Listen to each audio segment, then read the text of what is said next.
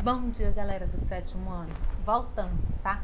Voltamos agora, lembrando que na aula de ontem nós falamos sobre reforma protestante. E aí eu terminei dizendo que essa reforma quer dizer que a igreja não ia ficar de quê? De braços cruzados. O que é que vai acontecer? A igreja católica ela vai adotar medidas para poder impedir o avanço do protestantismo na Europa. Aí vocês podem se questionar, meu Deus, que tipo de medida, o que é que a igreja vai fazer, tá? E aí eu vou dizer para vocês onde é que tá tudo isso, tá?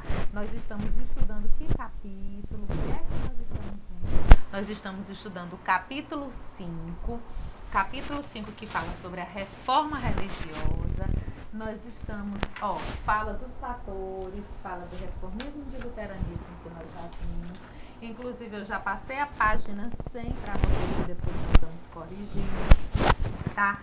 A gente já falou sobre Henrique VIII e lá na página 104 fala exatamente sobre a contra-reforma, que foi exatamente medidas adotadas pela Igreja Católica para poder combater o avanço do protestantismo. Por isso que é contra-reforma, quer dizer, para combater. E por isso também que é chamado de reforma católica. No caso, seria a igreja, né, se resguardando e buscando fazer. Outro ponto também que é interessante destacar. O pensamento da igreja católica naquela época era desse formato, por quê? Porque a igreja, ela pensava totalmente diferente daquela época, né? Ela pensa diferente dos dias atuais. Então, ela agia da forma como ela pensava, da forma como ela defendia seus preceitos, seus dogmas. Até porque durante a Idade Média, tudo circulava em volta do que a igreja ditava, em volta do que a igreja dizia. Nós estudamos isso bem no início do ano, tá? Então, vocês depois, lá na nossa aula online de quinta-feira, tá? Eu vou pedir para vocês estarem acompanhando direitinho, que tem lá na página 104, na 105 e 106, voltado para isso tudo, para depois a gente trabalhar e falar sobre, tá? As atividades que nós temos que corrigir, que vai ser lá na nossa aula online, tá? Então, quais foram as medidas que a igreja adotou? Primeiro, a igreja ela adotou o Concílio de Trento. O que seria o Concílio de Trento, tá? O Concílio de Trento era a reafirmação dos dogmas, tá, do catolicismo. Que tipo de reafirmação? Seria, tá, dizer que tudo aquilo que a igreja ela fazia, tudo aquilo que ela ditava era o que era correto. Ela visualizava, ela via como ela destacava dentro dos seus pensamentos. Dentro desses dogmas, tá? Ela vai criar, ela vai mudar, por exemplo, na questão de criação de seminários e do catecismo. O que é isso?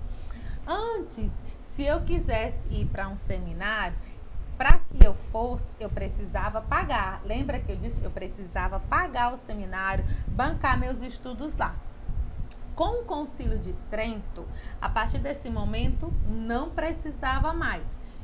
Isso quer dizer o quê? Se eu quero, tá? Se eu quiser ir servir, se eu quiser me tornar padre, se eu quiser me tornar freira, eu não precisaria mais pagar. Eu ia porque eu ia trabalhar, eu ia ser recebido de braços abertos, como é hoje, tá? Seria como é hoje. As pessoas exatamente terminam vivenciando isso dentro desse processo, tá? O catecismo seria exatamente a criação do processo de catequizar, de doutrinar, né, na fé católica, naquilo que eles defendiam, naquilo que eles pensavam. Então, isso era um dos principais pontos, tá? E aí vem a criação do index. O que era o index? O index era uma lista de livros, tá? Uma lista de livros que a Igreja Católica colocava como uma lista de livros proibidos, tá? Proibidos para exatamente, tá, não serem lidos, não terem acesso. Por exemplo, lembra quando eu falei do livro do William Shakespeare? Então, é como se aquele livro fosse proibido, porque você não pudesse difundir, expandir, você não pudesse divulgar. Então, isso seria um dos principais pontos, tá? Por quê? Porque era um livro pecaminoso, tá? Algo voltado para questões que eles consideravam que eram bruxaria, voltado para a questão que eles achavam que era ciência. Então, todos esses livros, eles eram recolhidos, eles eram queimados. E é nesse momento também que vai ter a reativação dos tribunais do Santo Ofício. O que é o Tribunal do Santo Ofício? O Tribunal do Santo Ofício, ele era também chamado Tribunal da Santa Inquisição. Era julgamentos, torturas, que a igreja passava a praticar contra aqueles que iam aos seus princípios. Por exemplo, aquelas pessoas que eles consideravam que eram bruxas. Lembra que eu falei uma vez? Então, aí ia para o Tribunal do Santo Ofício. Aqueles que não obedeciam, criando outras coisas, que não seguia o segmento do catolicismo, ia para o Tribunal do Santo Ofício. Por exemplo, se uma pessoa está doente, aí eu sei fazer um chá. Uma pessoa está muito gripada, aí eu vou fazer um chá que vai ter alho, limão, gengibre, uma mistura.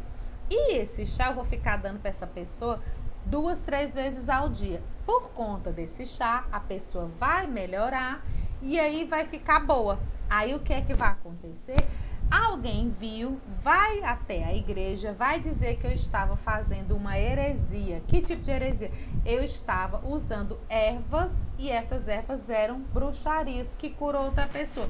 Por conta disso, eu ia para o Tribunal do Santo Ofício. Quer dizer, eu poderia ser acusada de bruxaria, feitiçaria. Por quê? Porque era uma curandeira para eles naquela época. Então, isso seria também o Tribunal do Santo Ofício. Havia muitos cartigos. Dentro desses cartigos, dentro do Tribunal do Santo Ofício, o mais era quando eles queimavam as pessoas vivas. Lembra da história do Giordano Bruno, aquele lá que concordou junto com Galileu sobre a teoria do heliocentrismo? Galileu negou, ele não negou. Ele foi para onde? Foi lá para o Tribunal da Santa Inquisição, tá? Porque ele destacava sobre o movimento da Terra, tá? Então isso levava também uma pessoa para o Tribunal da Santa Inquisição. E uma das outras estratégias foi a Companhia de Jesus. A Companhia de Jesus, ela era chefiada, ela era guiada por Inácio de Loyola, um espanhol. O que era a Companhia de Jesus? Era uma ordem dos jesuítas, que esses jesuítas, eles iam ser responsáveis para catequizar, para doutrinar os novos fiéis encontrados na América. Quem seria? Os índios, tá? Então, a Companhia de Jesus, ela tinha essa função. Os territórios conquistados pelos espanhóis, o território conquistado pelos portugueses, por quem fosse, eles iam ensinar aos povos nativos o catolicismo, tá? Então, essas medidas são medidas que a Igreja Católica ela vai criar para exatamente combater a expansão do protestantismo, tá? E aqui ele fala muito mais sobre isso, tá? A questão da censura, a intolerância, né, dos dogmas, que seria tanto que ele até cita, né, sobre as bruxas de Salem, que também é um filme que mostra, né, que seria um livro que retrata tudo isso, tá? Então, nós praticamente terminamos, né, esse capítulo. Olha aqui o que é que diz o Tribunal do Santo Ofício. Tribunal do Santo Ofício ou Santa Inquisição. Tribunais religiosos que julgavam e condenavam hereges ou infiéis não católicos com extrema violência. Atuaram principalmente na Espanha, Portugal e Itália. E quem fazia esses julgamentos, tá? Esses julgamentos, eles eram feitos pelos próprios padres, pelos membros da igreja. Havia o preparo para isso, tá? Aqui é um dos tipos de julgamento. Eles colocavam na roda, tá? E aí eles torturavam, certo? Isso seria alguns tipos de julgamento, mas a gente vai terminar vendo depois, tá? Eu quero como tarefa de casa, vocês respondam a primeira, a segunda, a terceira, a quarta e a quinta questão da página 108. Então, tarefa de casa, página 108, questões de 1 a 5 para a aula de quinta-feira. Tchau!